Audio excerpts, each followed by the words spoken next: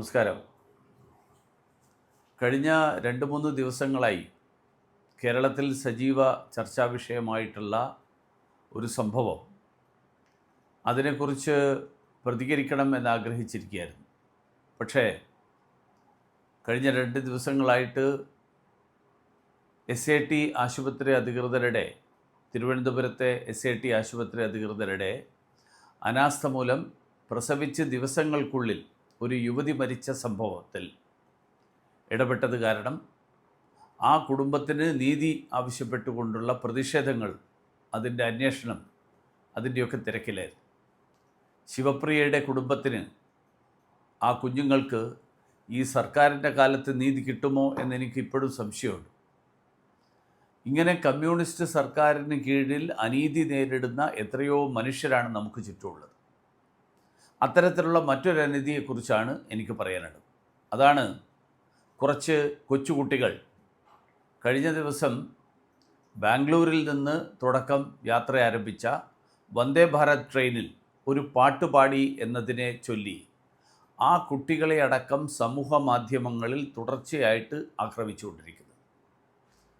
സത്യത്തിൽ എൻ്റെ മനസ്സിൽ ഉള്ള ചിന്ത, നമ്മുടെ ആരോഗ്യ സംവിധാനം കൊലക്ക് കൊടുത്ത വേണുവിൻ്റെയും ശിവപ്രിയയുടെയും ഒക്കെ മരണത്തെ ചൊല്ലിയുള്ള വിവാദങ്ങളിൽ നിന്ന് ശ്രദ്ധ തിരിക്കാൻ വേണ്ടിയിട്ടാണോ ഈ ഗണഗീതത്തിൻ്റെ പേരിൽ ഇവർ വിവാദമുണ്ടാക്കുന്നത് എന്നാണ്.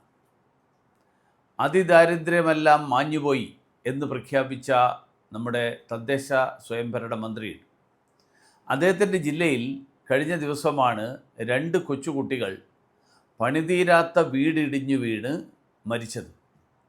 ഇതടക്കം മറച്ചു വെക്കാനുള്ള ശ്രമത്തിൻ്റെ ഭാഗമായിട്ടാണ് ഈ അനാവശ്യ വിവാദങ്ങൾ. സഹകരണാത്മക പ്രതിപക്ഷം അത് ഏറ്റെടുക്കുകയും ചെയ്തുകൊണ്ടിരിക്കുകയാണ്. കുട്ടികൾ ഗണഗീതം പാടി എന്നത് മുഖ്യമന്ത്രി അടക്കമുള്ള മുതിർന്ന നേതാക്കന്മാർ വലിയ വിവാദമാക്കിക്കൊണ്ടിരിക്കുകയാണ്. നിങ്ങൾക്ക് ലജ്ജയുണ്ടോ, വിവേകമുണ്ടോ എന്നാണ് എനിക്ക് ചോദിക്കാനുള്ളത്. കാരണം അത്രയും ചെറിയ കുട്ടികൾ, ആ കുട്ടികളുടെ പടവും വെച്ചിട്ട് എന്തോ വലിയ പാതകം ചെയ്തു, അങ്ങനെയുള്ള ആളുകളാണ് ഇവർ എന്ന് ചിത്രീകരിക്കുന്ന ആളുകൾ എത്ര നിരുത്തരവാദപരമായിട്ടുള്ള സമീപനമാണ് സ്വീകരിക്കുന്നത് എന്നാണ് എനിക്കിവരോട് ചോദിക്കാനുള്ളത്. പച്ചക്കള്ളമാണ് മുഖ്യമന്ത്രിയും പ്രതിപക്ഷ നേതാവും പറഞ്ഞത്. കാരണം ഇന്ത്യൻ റെയിൽവേയുടെ ഔദ്യോഗിക പരിപാടിയുടെ ഭാഗമായിട്ട് ആണോ ആ കുട്ടികൾ പാട്ട് പാടിയത്? അല്ല, റെയിൽവേ കുട്ടികളെ കൊണ്ട് പാടിച്ചതാണ് എന്നുള്ളതും അവാസ്തവമാണ്. മുഖ്യമന്ത്രി തട്ടുവിടുന്ന പച്ച നുണ, അതിൻ്റെ ആ യാഥാർത്ഥ്യത്തിൻ്റെ ഒരു പരിശോധനയും നടത്താതെ അത് ഏറ്റുപാടുന്ന ആളായിപ്പോയി നമ്മുടെ പ്രതിപക്ഷ നേതാവ് എന്നുള്ളതാണ് കേരളത്തിൻ്റെ ഏറ്റവും വലിയ ദൗർഭാഗ്യം. ബാലാവകാശങ്ങളുടെ അടക്കം കടുത്ത ലംഘനം, ആ ലംഘനമാണ് മുഖ്യമന്ത്രി നടത്തിയിട്ടുള്ളത്. ബാലാവകാശ കമ്മീഷൻ ഈ കാര്യം പരിശോധിക്കുമെന്ന് ഞാൻ പ്രതീക്ഷിക്കുകയാണ്. മറ്റൊന്ന്, കുട്ടികൾ പാടിയത് RSS ശാഖകളിൽ പാടുന്ന ഗണഗീതമാണ് എന്നുള്ളതാണ് CPMകാരും കമ്മ്യൂണിസ്റ്റുകാരും കോൺഗ്രസ്സുകാരും ഒക്കെ കാണുന്ന ഏറ്റവും വലിയ അപരാധം. ഞാനൊന്ന് ചോദിക്കട്ടെ, RSSനോ അല്ലെങ്കിൽ ഗണഗീതത്തിനോ ഈ രാജ്യത്ത് നിരോധനമുണ്ടോ? അങ്ങനെയുള്ള സാഹചര്യത്തിൽ കുട്ടികൾ എന്ത് പാടണം, എന്ത് പാടരുത് എന്ന് തീരുമാനിക്കാനും നിർദ്ദേശിക്കാനും കൽപ്പിക്കാനും ഇന്ത്യ സഖ്യക്കാർക്ക് ആരാണ് അധികാരം നൽകിയത്? അസഹിഷ്ണുത എന്ന് BJPക്കും സംഘപരിവാർ പ്രസ്ഥാനങ്ങൾക്കുമെതിരായിട്ട് ആക്രോശിക്കുന്ന ഇവർക്കല്ലേ ഏറ്റവും വലിയ അസഹിഷ്ണുത? ഇനി ആ പാട്ടിൻ്റെ ഉള്ളടക്കം എന്താ? പലരും ചൂണ്ടിക്കാട്ടി കഴിഞ്ഞു. ദേശഭക്തി മാത്രമാണ് അതിൻ്റെ ഉള്ളടക്കം. RSSകാർ ദേശഭക്തരായതുകൊണ്ട് അവരും ശാഖകളിൽ അത് പാടുന്നുണ്ട്.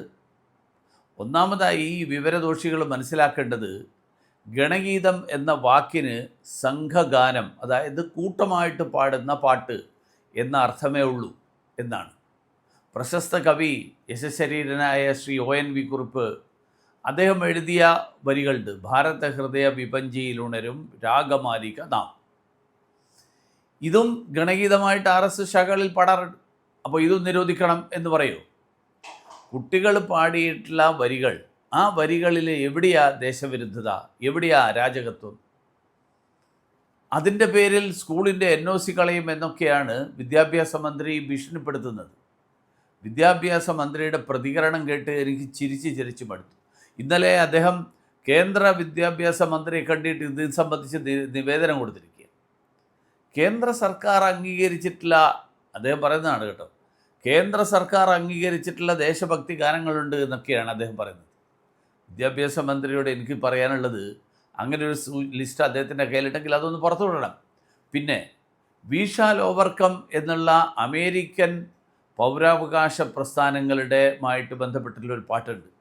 ആ പാട്ട് കമ്മ്യൂണിസ്റ്റുകാരുടെ ഗാനമാണ് എന്നൊക്കെയാണ് ശിവൻകുട്ടി അവകാശപ്പെടുന്നത്.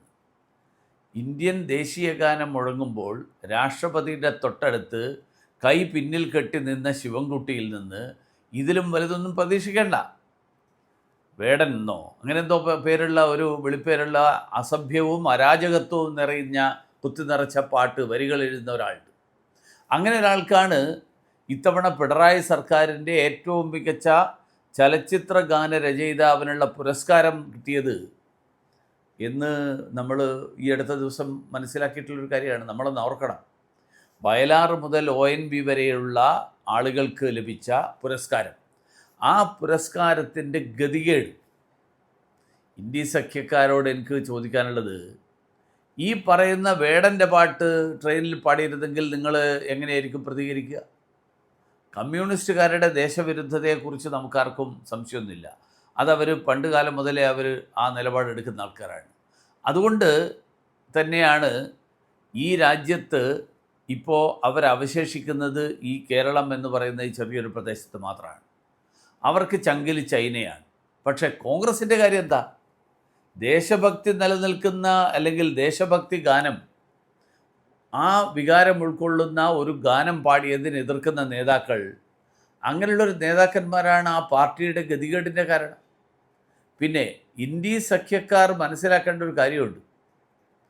RSSൻ്റെ പ്രചാരകനായിരുന്ന, RSSൻ്റെ 100 വർഷം പൂർത്തിയാക്കിയപ്പോൾ പ്രത്യേക ലേഖനം എഴുതിയ ഒരു പ്രധാനമന്ത്രിയാണ് ശ്രീ നരേന്ദ്രമോദി. ആ നരേന്ദ്രമോദി ഫ്ലാഗ് ഓഫ് ചെയ്ത ട്രെയിനാണ് വന്ദേ ഭാരത്. RSSനോട് ഇത്രയും വലിയ അസഹിഷ്ണുത ഉണ്ടെങ്കിൽ അദ്ദേഹത്തിന് Vande Bharat train flag off ചെയ്യുന്നതിലും അസഹിഷ്ണുത നിങ്ങൾ കാണിക്കണമല്ലോ.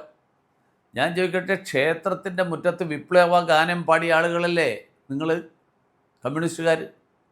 കടക്കൽ ക്ഷേത്രമുറ്റത്ത് പുഷ്പനെ അറിയാമോ എന്ന് പാടിപ്പിച്ചത് ആരാണെന്ന് എല്ലാവർക്കും അറിയാം. ലാൽ സലാം എന്ന് ക്യാമ്പസിൽ മുദ്രാവാക്യം വിളിക്കുന്ന ആളുകളല്ലേ നിങ്ങൾ? അപ്പോൾ അതൊക്കെ നിരോധിക്കും. അപ്പോൾ ഹമാസിനും പലസ്തീനും ജയ് വിളിച്ചാൽ, അതിനു വേണ്ടിയിട്ട് ക്യാമ്പസിൽ പ്രകടനം നടത്തിയാൽ തെറ്റില്ല. ഭാരതാംബിയെ പൂജിക്കാം എന്ന് പാടിയാൽ വലിയ അപരാധമാണ്.